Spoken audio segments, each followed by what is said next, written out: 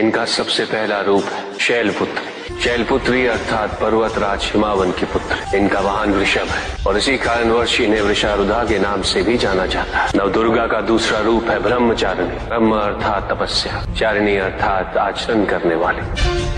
ये रूप उस ज्ञान व आचरण का प्रतीक है जिसके माध्यम से इन्होंने मुझे अपने पति के रूप में प्राप्त किया। नवदुर्गा का तीसरा रूप है चंद्रघंटा। मस्तक पे घंटे के आकार में आधा चंद्र। ये रूप अत्यंत शांतिदायक कल्याणकारी है। विभिन्न प्रकार के अस्त्र और शस्त्र इनकी 8 भुजाओं में सुसज्जित है। इनका तीसरा नेत्र सदैव खुला रहता है। चंद्रघंटा का वाहन सिंह है। ये युद्ध करने हेतु सदैव तत्पर रहती है। इनकी आराधना करने से निर्भीकता और वीरता के साथ ही सौम्यता और विनम्रता का विकास निश्चित है। ये जो मृत्यु देती वो सुख कारक और निर्भय अवस्था में होती है। इनकी मंद मंद हंसी से संसार का जन्म संभव होता है। यह है नवदुर्गा का चौथा रूप जिसे कुष्मांडा के नाम से जाना जाता है। अष्टभुजा, शस्त्रधारिणी, व्याघ्रवाहिनी, हिरण्यवर्णा।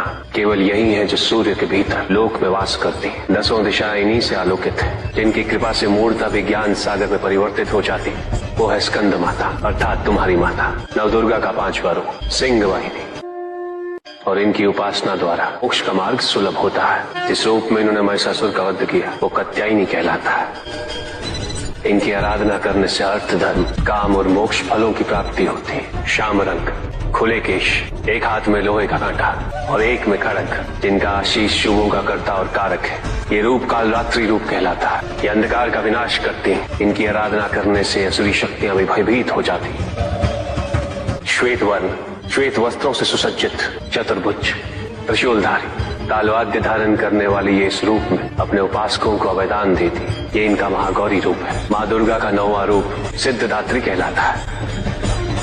प्रकम्य, अशित्व, ये 8 सिद्धियां केवल इन्हीं की कृपा से प्राप्त हो सकती। मेरा अर्धनारीश्वर रूप इनके सिद्धदात्री रूप की ही देन है।